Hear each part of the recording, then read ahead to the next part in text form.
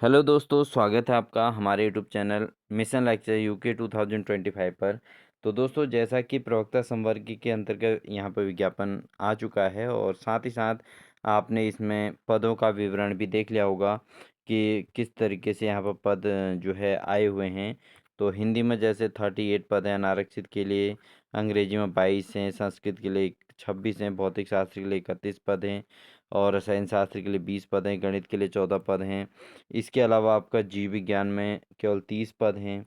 ठीक है, जनरल की बात अगर हम करें तो उसके बाद नागरिक शास्त्र में 52 पद हैं, अर्थशास्त्र में 32, इतिहास में 16, भूगोल में 17, समाजशास्त्र में 6, कला में 2, वाणिज्य में 2 और कृषि शास्त्र में 2।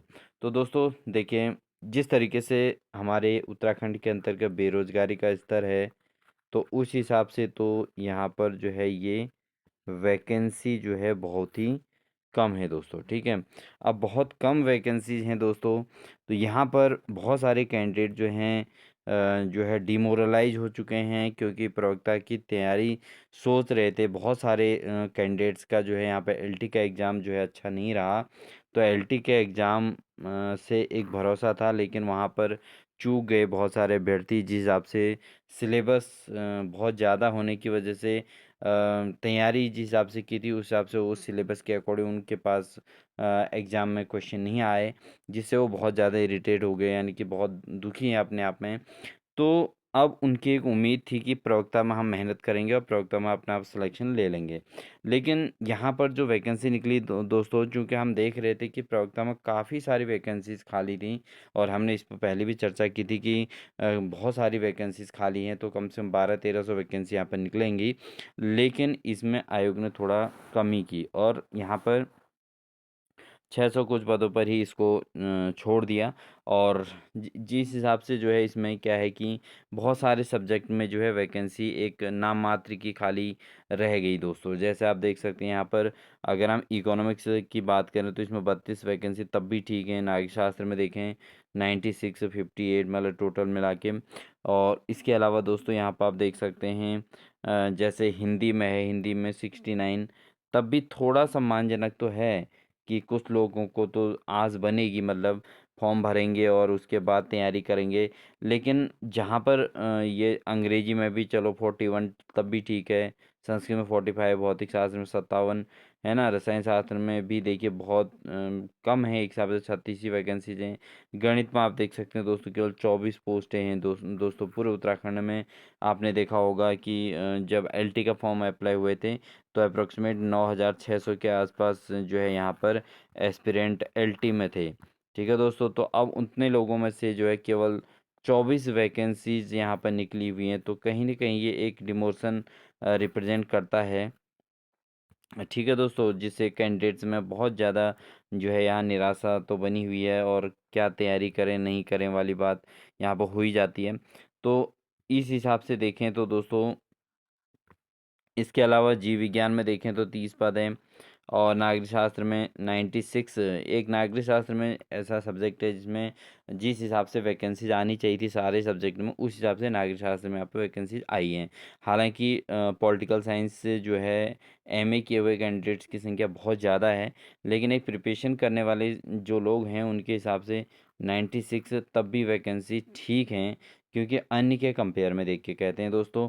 इसके अलावा आपका अर्थशास्त्र में देखिए 58 वैकेंसीज हैं, इतिहास में केवल 25 पद हैं, भूगोल में 33 पद दे रखे हैं, समाजशास्त्र में दोस्तों 10 ही पद हैं। चलो, समाजशास्त्र में 10 पद दे रखे हैं। उसके अलावा देखिए कला वाले केवल 2 पद, वाणिज्य में कॉमर्स में 2 पद, कृषि शास्त्र में 2 पद। तो दोस्तों ये बहुत ही ज़्यादा मतलब एक हिसाब से कैंडिडेट के साथ जो है अन्याय हो रहा है, क्योंकि भाई कैंडिडेट बहुत हैं, बहुत सारे लोग इन सब्जेक्ट से जो है अपनी कंप्लीट एजुकेशन करते हैं और जॉब के लिए अपने आप को जो है सिक्योरिटी महसूस करते हैं कि भाई हम गवर्नमेंट जॉब में अपने जो है तैयारी करके निकलेंगे। बट जब वैकेंसी की बात आती है तो वहाँ पर जब वैकेंसी बहुत कम आती है तो वहाँ पर कहीं न कहीं जो है एक डिमोशन आता है माइंड में कि यार इतने कम वैकेंसीज़ हैं, इतने में क्या होगा, होगा नहीं होगा। तो तैयारी करते जो है तैयारी भी करते रहते हैं, लेकिन साथ-साथ में जो है कहीं न कहीं मेंटली हो जाता है यार, अगर मैं कहीं पर भी थोड़ा स्किप कर गया, थोड़ा तैयारी में कमज़ोरी रहेगी, तो मैं तो रह ही जाऊँगा। तो बहुत सारी चीज़ें इसके अंतर्गत आती हैं, आप देख सकते हैं मैथमेटिक्स में केवल 14 पद हो रहे हैं अनारक्षित के लिए, ठीक है? और टोटल पद 24 हो रहे हैं, ठीक है? इसी प्रकार आपके जो है हिस्ट्री वाले को देखें ना, तो ये बहुत सारी चीज़ें हैं। समाजशास्त्र वाले के केवल 10 ही पद हैं हो रहे हैं। तो दोस्तों आप समझ सकते हैं इन चीज़ों को कि कितनी बुरी हालत है। लेकिन यहाँ पर मैं ये कहूँगा दोस्तों, क्योंकि आप जो भी कैंडिडेट आपने जिन्होंने भी जो भी लेक्चरर के लिए अप्लाई कर रहे हैं अभी, है ना? तो जो भी लेक्चरर के लिए अप्लाई कर रहे हैं, तो वो हर कोई अपने आप को ये सोचे कि उन्हें केवल एक वैकेंसी की आवश्यकता है, यानी कि एक सीट लेनी है। हालाँकि ऐसा कभी भी नहीं होगा कि आपके लिए जो है एक सब्जेक्ट में 5-5, 600 वैकेंसीज़ आएँगी। ऐसा तो असंभव है दोस्तों। देखने को हमेशा यही मिलेगा, किसी में 25, किसी में 40, किसी-किसी सब्जेक्ट में 100। तो यही स्थिति यहाँ हर साल, हर बार वैकेंसी के साथ होती रहती है। और निकलने वाले कैंडिडेट निकलते भी हैं, मेहनत करने वाले मेहनत भी करते हैं, और जिनके थोड़ा मेहनत में कमी रह जाती है तो रह भी जाते हैं। जैसे जो प्रीवियस ये एलटी का एग्ज़ाम हो चुका है दोस्तों, तो इसमें भी वही परिणाम अब कुछ ही समय में आने ही वाला है। सुनने में आ रहा है कि कुछ ही दिनों में रिज़ल्ट अनाउंस हो जाएगा, इसका रिज़ल्ट आउट हो जाएगा, तो एलटी का। तो ये चीज़ जो है होने वाली है। तो अब जो लोगों ने मेहनत तो सभी ने की, लेकिन सिलेक्शन कुछों का ही होगा, और उसके अलावा जो कुछ कैंडिडेट ऐसे भी हैं जो कुछ नंबरों से रह जाएँगे, 0.5, 0.25, और उसके बाद इस टाइप से 1 नंबर, 2 नंबर से जो कैंडिडेट रह जाते हैं। सबसे ज़्यादा दुःख उन कैंडिडेट्स को देख के होता है जिनके हाथ से जो है आती-आती जॉब फिसल जाती है। और ऐसा भी होता है बहुत सारे कैंडिडेट के साथ कि उनकी एज भी निकल जाती है, और साथ-साथ से हाथ से जॉब भी निकल जाती है। तो ये बड़ा क्रिटिकल हो जाता है, जबकि मेहनत की हुई होती है। आधे एक यानी कि 0.5 से रह जाना, 0.25 से रह जाना, तो ये सारी चीज़ें हैं। ठीक है? तो इसकी वजह से जो है काफ़ी डिमोशन आ जाता है लाइफ में। तो ये चीज़ों को कैसे कंट्रोल किया जाए, तो इस पर आज हम चर्चा करेंगे दोस्तों। तो कुछ मोटिवेशनल आपको जो है यहाँ पर मेरा टारगेट है कि भाई, अगर कहीं पर चूक हो जाती है, माना एलटी का परिणाम आता है और उसमें कहीं रह जाते हैं, तो बहुत ज़्यादा निराश नहीं होना है, क्योंकि लाइफ में जो है बहुत कुछ है। ऐसा नहीं है कि यही एग्ज़ाम या गवर्नमेंट जॉब ही सब कुछ है, ऐसा भी नहीं है।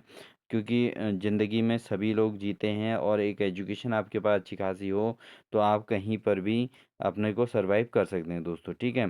तो दोस्तों यहाँ पर हमारा जो मोटिवेशन है, मोटिवेशनल फर्स्ट पॉइंट है, मिले हुए समय को ही अच्छा बनाएं। अगर अच्छे समय की राह देखेंगे तो पूरा जीवन कम पड़ जाएगा। तो दोस्तों हमारे पास अभी जो है लेक्चरर का जो वैकेंसीज़ निकली हुई हैं, ये लेक्चरर की वैकेंसीज़ में आपको टारगेट रखना है कि टॉप 1 में कैसे स्थान बनाया जाए। टॉप 1 की जगह टॉप 2 में, टॉप 3 में, टॉप 5 में, और टॉप 10 में कैसे बना जाए। क्योंकि टॉप 10 में आने का मतलब है आपको वैकेंसी आपको मिल ही जानी है। अगर 2-3 सब्जेक्ट को छोड़कर अगर हम देखें तो अन्य में लगभग 10 या 10 से ऊपर तो वैकेंसीज़ हैं ही। तो टॉप 10 में जगह बनाने के एनी हाउ आपने यहाँ पर जो है टारगेट रखना है दोस्तों। क्योंकि मिले हुए समय को ही अच्छा बनाना है, क्योंकि अगर हम सोचेंगे कि नेक्स्ट टाइम जो है 2 साल बाद फिर ज़्यादा वैकेंसीज आएंगी, उस समय हमारी तैयारी जैसी भी रहेगी हम निकाल लेंगे, ये वो करके सोचेंगे, तो दोस्तों असंभव है। क्योंकि अभी जो वैकेंसीज आई हैं उसी में टॉप रैंक लाकर, पहले नंबर की रैंक लाकर दोस्तों यहाँ पर अपनी सीट श्योर करने का टारगेट रखना है। ये मेन फोकस होना चाहिए। ठीक है दोस्तों। और देखिए हमारे पास जो दूसरा मोटिवेशनल बनता है दोस्तों, ज़िंदगी आपकी है, अगर इसे आप बेहतर नहीं बनाएंगे तो फिर कौन बनाएगा। तो दोस्तों चूंकि अभी ये मौका है, अब ये मौका है, तो इसके बाद देखिए 2027 में फिर इलेक्शन आएंगे, ठीक है? और अभी ये 2024 चल रहा है, तो पहली बात तो इसी समय इसको जो है बेहतर बनाइए, अपने आप सिलेक्शन ले लीजिए। अगर आप किसी कारणवश इस समय चूक जाते हैं, जैसे एलटी का एग्ज़ाम हो चुका है, तो अगर हाथ से किसी कारणवश फिसल जाता है, सिलेक्शन नहीं मिल पाता है, तो एटलीस्ट आप इसको टारगेट बनाइए 2027 तक का, और 2027 तक क्या पता फिर कोई वैकेंसी जहाँ पर निकल जाए, ठीक है? तो वो उस वैकेंसी को अपने हाथ से ना जाने दें, क्योंकि देखो ऐसा होता है कि वैकेंसीज़ तो आती रहेंगी, ऐसी आती रहेंगी, कम-कम आएँगी लेकिन आएँगी ज़रूर।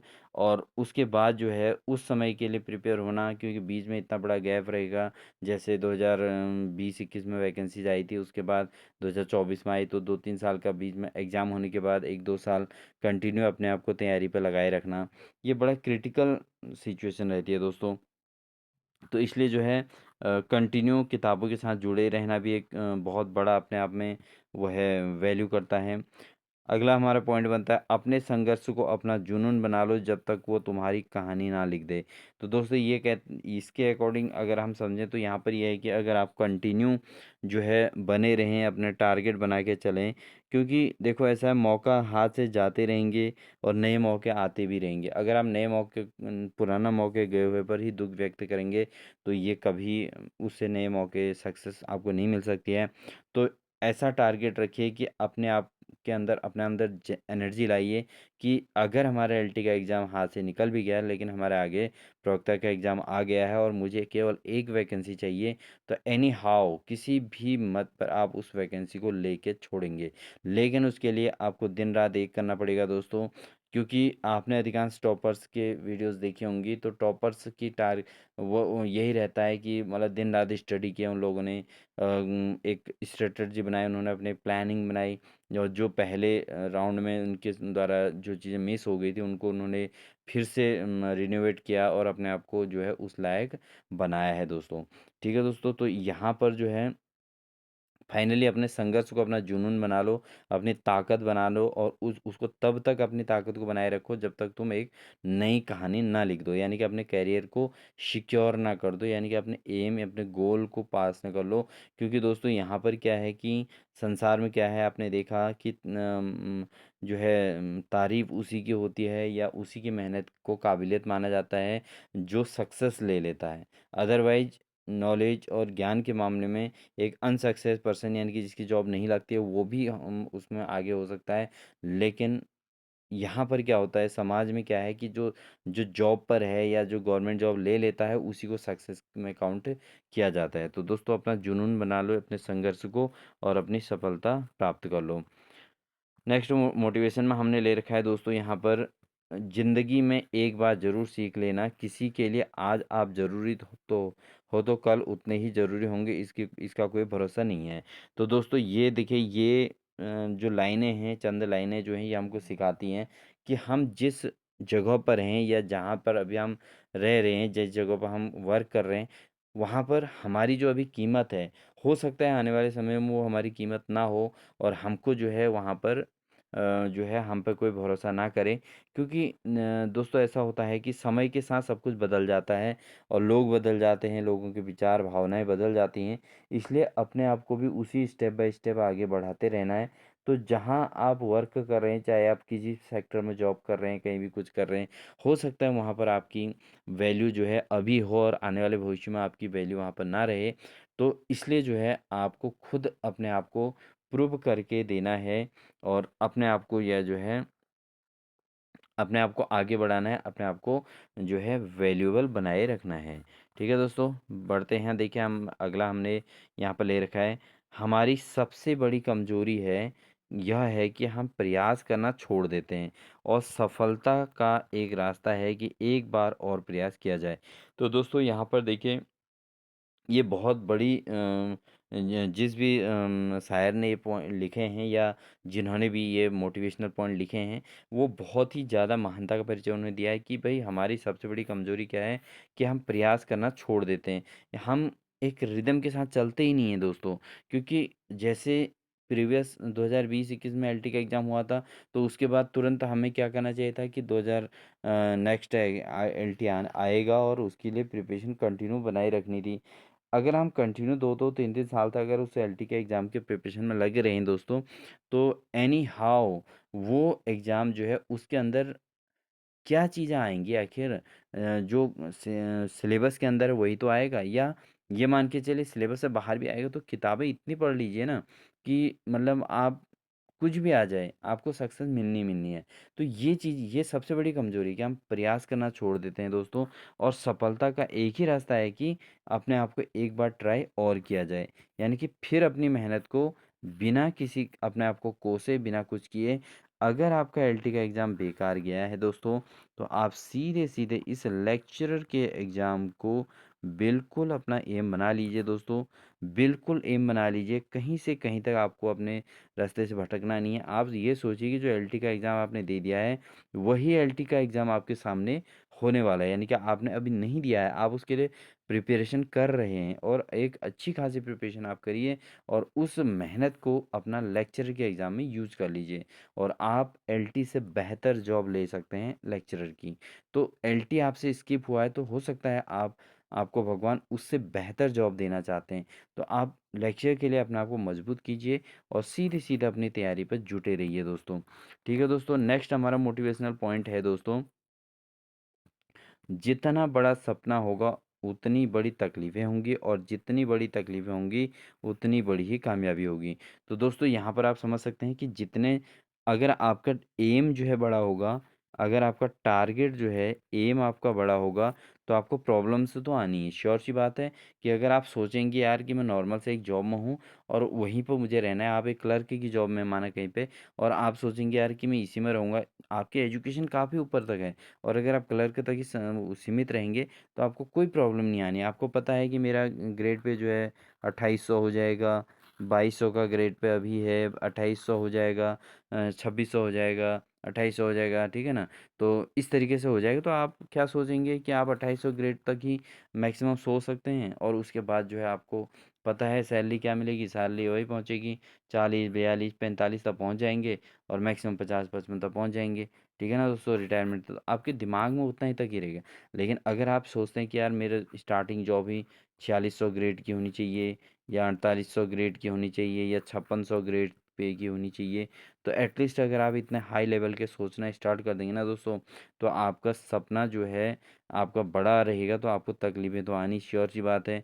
क्योंकि आप एक नॉर्मल जॉब पर लग चुके हैं, माना लग चुके हैं, या आप किसी प्राइवेट सेक्टर में जॉब कर रहे हैं, और आपको सीधे सीधे 25 30 हज़ार 35 हज़ार सैलरी मिल रही है, 40 हज़ार आसपास मिल रही है, तो आप उतना ज़्यादा तकलीफ़ तभी लेंगे जब आपके सपने बड़े होंगे दोस्तों। ठीक है, अदरवाइज आप सोचेंगे कि यार इतने में तो सर्वाइव कर सकता हूँ, और मेरा अच्छा खासा तो घर गृहस्थी चल रही है, सब कुछ चल रहा है, और मुझे क्या जॉब की ज़रूरत है। तो आप वहीं पर से मेहनत अपनी बंद कर देंगे। लेकिन होता क्या है दोस्तों, कि आप अगर सपने अपने बढ़ाएंगे, तो आपको तकलीफ़ें बहुत ज़्यादा आएंगी, और आपको उतनी मेहनत करनी पड़ेगी, आपको औरों से हट के दिखाना पड़ेगा, औरों से हट के रहना पड़ेगा, और समाज आपको ज़रूर परेशान करेगा, उस समाज से भी बचना होगा, सब कुछ चीज़ देखनी होंगी। लेकिन एक चीज़, एक दिन ऐसा आएगा, अगर आपने पीसीएस लेवल की बात सोची है ना, आपका आईएएस लेवल की बात सोची है, तो आप क्या सोचेंगे कि आपको उस आधार पर आपको अपनी रातें जगी रहनी पड़ेंगी। आपको सुबह जो है अर्ली मॉर्निंग उठना पड़ेगा, रात में बहुत देर तक सोना होगा, दिन में आपको अपना समय पूरा निकालना होगा। आपको ना खाने का होश, ना सोने का होश, आपको सब मतलब इस प्रकार के जो जो भी लग्ज़री लाइफ़ है वो सारी हटानी पड़ेगी, और आपको स्ट्रगल तो करना पड़ेगा, और तकलीफ़ें बहुत ज़्यादा आएँगी दोस्तों। और अगर आप उन तकलीफ़ों को फ़ेस करते हुए अपने सपने को टारगेट बना देंगे ना दोस्तों, तो आपको कामयाबी भी उतनी आपकी मतलब कामयाबी इतना शोर मचाएगी ना दोस्तों, वही समाज जो आपको कोस रहा होगा बार-बार, जो जो समाज में रह के आप जो है 10 बातें सुन के आप परेशान हो रहे हों, वही समाज जो है आपका सच्चा मित्र बनेगा दोस्तों, और वही समाज आपकी तारीफ़ों के पुल बाँधेगा। तो ये सब कुछ इस समाज के अंतर्गत होता है दोस्तों। तो बहुत बड़ा ये बात कही गई है, जितना बड़ा सपना होगा उतनी बड़ी तकलीफ़ें होंगी, और जितनी बड़ी तकलीफ़ होंगी दोस्तों, उतनी बड़ी भी कामयाबी भी उतनी बड़ी होती है दोस्तों। ठीक है, और लास्ट मोटिवेशन है दोस्तों, मंजिल उन्हें नहीं मिलती है जिनके सपनों में जान होती है, पंख से कुछ नहीं होता, हौसलों से उड़ान होती है। तो दोस्तों यहाँ पर मंजिल किन को मिलती है, उन्हीं को मिलती है जिनके सपनों में जान होती है दोस्तों। यानी कि सपने खाली देखना ही बहुत कुछ नहीं है दोस्तों, सपनों को बुनकर जो है उसके हिसाब से तैयारी करना दोस्तों, ये सबसे बड़ी बात है दोस्तों। ठीक है नहीं, तो सपने मतलब सोच लिया कि मुझे जो है पीसीएस निकालना है, या मुझे जो है डीएम बनना है ना, मुझे ये सारी चीज़ें बननी है, इस तरीके से डिस्ट्रिक्ट मजिस्ट्रेट बनना है, ये बनना है, वो बनना है, तहसीलदार बनना है, ये बनना है। बट आपको बनना कैसे है? जब आप मेहनत करेंगे, जब आप अपनी तैयारी करेंगे। केवल सपने या पंख मतलब सपने सोचने से नहीं होता दोस्तों। क्योंकि उसके हिसाब से अगर आपने खाली सोच लिया कि मुझे ये बनना है, बट आप उसके अकॉर्डिंग मेहनत नहीं कर रहे, तो कैसे कहाँ से सिलेक्शन होगा? क्योंकि मेहनत करने वाला दूसरा बंदा आपके सामने, आपके साथ आप नहीं लगे हो, लेकिन अन्य कोई लगा है, जो उसके लिए तैयारी कर रहा है, जो उसके लिए जुट चुका है, जिसने अब सपने देखे और अपनी मंजिल पाने के लिए वो तैयारी में जुट चुका है। ठीक है ना दोस्तों? केवल पंख लगाने से कुछ नहीं होता दोस्तों लाइफ में, उड़ान भरनी भी ज़रूरी है दोस्तों। ठीक है नहीं? तो उड़ान भरनी भी ज़रूरी है, और उसी हिसाब से मेहनत भी करनी ज़रूरी है। सफलता अक्सर कड़ी मेहनत और राह के से पर चलकर ही हासिल होती है। केवल बड़ी बातें करने से सफलता हासिल नहीं होती। तो दोस्तों, सफलता उन्हीं को मिलती है जो कड़ी मेहनत की राह पर चलते हैं, और जो है कंटिन्यू मेहनत करते हैं, और जो अपने मेहनत में आने वाले, बीच में आने वाली रुकावटों, व्यवधानों से बिल्कुल कतराते नहीं, बिल्कुल घबराते नहीं, और अपने मार्ग से विचलित नहीं होते। समाज को हर जो है मामलों में समाज को टक्कर देते हैं, और अपनी बातों को जो है इम्पोर्टेंस देते हैं, समाज की बातों को इम्पोर्टेंस नहीं देते हैं। कि भाई कोई इरिटेट कर रहा है, मतलब डिमोशन कर रहा है, तो उन चीज़ों को जो है वो बिल्कुल इम्पोर्टेंस नहीं देते, और अपनी मेहनत पे फोकस करते हैं, और राह पर चलकर उनको ये मंजिल अपनी हासिल हो ही जाती है दोस्तों। तो दोस्तों, ये था हमारा आज के मोटिवेशनल, जो हमारे लेक्चरर की प्रिपरेशन कर रहे हुए करने वाले अभ्यर्थियों के लिए है। क्योंकि बहुत सारे अभ्यर्थी दोस्तों यहाँ पर नंबर ऑफ़ सीट को लेकर काफ़ी परेशान हैं। ठीक है ना? जो नंबर ऑफ़ सीट आई हैं दोस्तों इसमें ना, वो बहुत कम हैं, तो उससे लोग, बहुत सारे कैंडिडेट परेशान हैं कि करें ना करें तैयारी, होना तो कुछ है नहीं। बहुत सारे लोग सोच रहे हैं कि होना तो कुछ है नहीं। मेरे को भी बहुतों का फ़ोन आया था कि सर इसमें हमारा सिलेक्शन होगा नहीं होगा, इतने कम सीटें हैं। कोई कह रहा है सर मैथ्स में तो 14 ही सीटें हैं, जनरल में हम करें ना करें, या कोई कह रहा है सर हमारे ड्राइंग में तो इतनी कम है, कृषि में तो इतनी कम है। अपने अपने सब्जेक्ट के बारे में कह रहे हैं। अब हिंदी में ही आप देख सकते हैं, केवल बहुत कम पोस्ट हैं दोस्तों, क्योंकि 8-10 हज़ार लोग भाई फॉर्म भरेंगे। 8-10 हज़ार लोग, 8-8 हज़ार लोग। ठीक है? क्योंकि आप देख रहे होंगे एलटी में ही इतने कैंडिडेट्स ने फॉर्म अप्लाई किया था। और एलटी में क्या होता है दोस्तों, यहाँ पर सीटेट और यूटेट की भी बाध्यता थी। आप समझ सकते हो, सीटेट और यूटेट की भी बाध्यता थी। बट यहाँ पर जो है आपका केवल पोस्ट ग्रेजुएट और बीएड होना ज़रूरी है। और बहुत सारे कैंडिडेट ऐसे होते हैं जो पोस्ट ग्रेजुएट करके अपना मतलब अपने सब्जेक्ट के महारथी होते हैं, और वो अपना प्री जो है की प्रिपरेशन करके प्री में थोड़ा चूकने के चांस रहते हैं, लेकिन मेन के लिए काफ़ी अच्छी प्रिपरेशन उनकी ऑलरेडी होती है, अपने सब्जेक्ट में महारथी होते हैं। तो कंपटीशन क्यों नहीं होगा? कंपटीशन बहुत हाई लेवल का होगा दोस्तों। एलटी में आपको पता है सीटेट यूटेट से कुछ कैंडिडेट बाहर ऑलरेडी हो जाते हैं, क्योंकि सीटेट यूटेट में क्या होता है दोस्तों, सिलेबस ज़्यादा है, 5 सब्जेक्ट का पेपर एक साथ होता है। और उसमें जो है, जो जैसे माना कोई साइंस से है, तो उसके लिए मैथ भी आ जाती है, तो वो वहाँ फंस जाता है। ठीक है ना? और ऐसे ही अदर के लिए भी है। अब जैसे कोई साइंस की स्ट्रीम से है, तो हिंदी या एसएसटी, इन चीज हिंदी सब्जेक्ट को उन्होंने स्किप कर दिया होता है, इंग्लिश को स्किप कर दिया था, तो यूटेट सीटेट क्लियर करना उतना आसान काम नहीं होता उनके लिए। ठीक है नहीं? तो वहाँ पर वो एलटी कैंडिडेट अप्लाई नहीं कर पाते एलटी के एग्ज़ाम। लेकिन यहाँ पर तो देखो, खाली पोस्ट ग्रेजुएट चाहिए और बीएड चाहिए। तो बीएड की संख्या तो आज के समय में हद से ज़्यादा है दोस्तों, वो तो आपको पता ही है। और पोस्ट ग्रेजुएट की आप देख रहे होंगे, पोस्ट ग्रेजुएट की संख्या इतनी ज़्यादा है कि भाई हर कोई पीजी का कर ही लेता है पोस्ट ग्रेजुएट। तो यहाँ पर अभी लेक्चरर का तो बहुत ही ओपन चांस है सभी के लिए। ठीक है ना? तो वैकेंसीज़ के हिसाब से, जिस हिसाब से कैंडिडेट बेरोजगार हैं, उस हिसाब से वैकेंसीज बहुत कम है, और कंपटीशन बहुत हाई होने वाला है दोस्तों। इसलिए अपनी तैयारी को इतनी मजबूत बनाइए। आप लोग तैयारी कर रहे होंगे, मुझे उम्मीद है कि आप तैयारी पर जुटे होंगे, लेकिन साथ ही साथ दोस्तों, अपनी तैयारी को इतनी मजबूत बना लो कि कोई आपको फाइट ना कर सके। ठीक है? और आप अपनी टॉप 10 में रैंक बना लो, या टॉप 1 का टारगेट रखिए दोस्तों। इस 10 को 01 मान के चलिए, तो आप टॉप 10 में अवश्य जगह बना लेंगे, और साथ ही साथ आपका सिलेक्शन ज़रूर हो जाएगा दोस्तों। तो दोस्तों, ये था हमारा आज की मोटिवेशनल क्लास।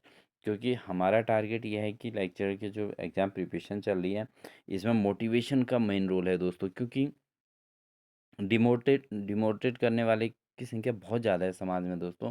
क्योंकि लोग यही कहेंगे कि भाई जब तेरा एलटी में नहीं हो पा रहा है तो है ना एलटी का भी दिया होगा। कोई कुछ कहेगा, कोई कुछ कहेगा, कोई पहली बातों को रिपीटेड करेगा। तो बहुत बातें आपके सामने आएंगी दोस्तों, लेकिन आपने क्या करना है, अपने आप को मजबूत बना के रखना है।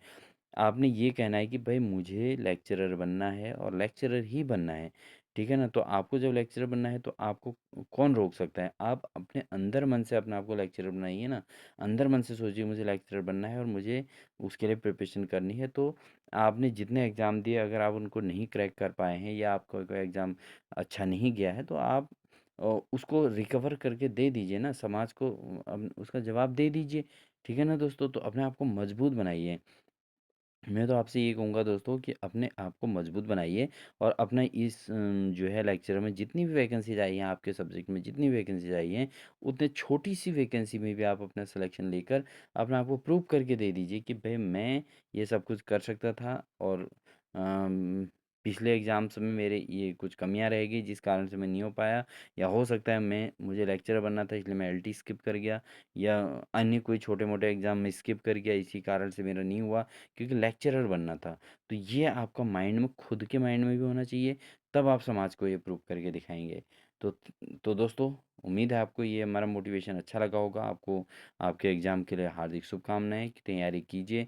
6 अप्रैल को एग्ज़ाम होना है, वो श्योर सी बात है, उसमें कोई चेंज नहीं आने वाला। तो आप अपनी तैयारी को बिल्कुल मजबूत बना के रखिए और अपना इस बार अपना एक सिलेक्शन, एक पोस्ट अपनी ज़रूर श्योर कीजिए। तो यही सारी बातें थी दोस्तों, एक मोटिवेशनल स्पीच मेरी ओर से हैं, जो आपको हार्दिक शुभकामनाओं के साथ है दोस्तों। बहुत ज़्यादा जानकारी तो मैं भी नहीं रखता हूँ, लेकिन इतना ज़रूर है दोस्तों क्योंकि अनुभव के साथ आप सभी को ये चीज़ श्योरली कह सकता हूँ कि अगर आप मेहनत करेंगे तो आपको सिलेक्शन ज़रूर मिलेगा। आप अपनी मेहनत में 4 चाँद लगा दीजिए दोस्तों। सोने के लिए 4 घंटे ही सोइए, 5 घंटे सोइए, मैक्सिमम 6 घंटे सोइए।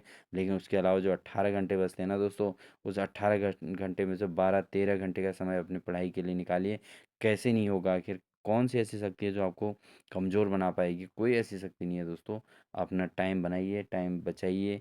जो जॉब वाले हैं वो भी अपने 5-6 घंटे का टाइम एनी हाउ निकालिए। तो ये सारी चीज़ें करेंगे तो दोस्तों आपको सिलेक्शन ज़रूर मिलेगा। आप एक दिन लेक्चर का एग्ज़ाम अवश्य क्रैक करके दिखाएंगे दोस्तों। इन्हीं सभी बातों के साथ आप सभी को शुभकामनाएं हैं दोस्तों। और चैनल पर नए हैं तो सब्सक्राइब कर लीजिएगा और बेल आइकन दबाकर ऑल नोटिफिकेशन ऑन कर लीजिएगा। साथ ही साथ वीडियो अच्छी लगे तो लाइक ज़रूर कीजिएगा, अपने साथी को शेयर ज़रूर कीजिएगा दोस्तों। और साथ ही दोस्तों, हमारे इस चैनल के माध्यम से जो क्लासेस कंटिन्यू आ रही हैं, उत्तराखंड की क्लासेस अभी हमारी चल रही हैं, फिर हम हिंदी की क्लासेस कंटिन्यू करने वाले हैं। उसके अलावा आपको रीजनिंग जो है मैथ्स रीजनिंग का जो इसका पोर्शन आने वाला है उसकी क्लास हम कराएंगे। और फिर उसके बाद हम शिक्षा से संबंधित, शिक्षा अभिरुचि से संबंधित जो टॉपिक्स हैं, इसमें हमने राधा कृष्णन आयोग, मुदालियर आयोग, इनसे संबंधित टॉपिक्स लाएंगे। तो धीरे धीरे सारी चीज़ें आपके पास पहुंच जाएंगी और आपका जो है एग्ज़ाम होने से पूर्व पूर्व जो है आपको, आप कंटिन्यू दोस्तों, आप कंटिन्यू अपनी क्लास पढ़िए। लेकिन शाम को एक क्लास जो है जो इसके अंतर्गत कराई जा रही है, उनसे अपनी क्लास का रिवीजन ज़रूर कीजिएगा। ठीक है दोस्तों, इन्हीं सभी बातों के साथ आप सभी को wish you all the best.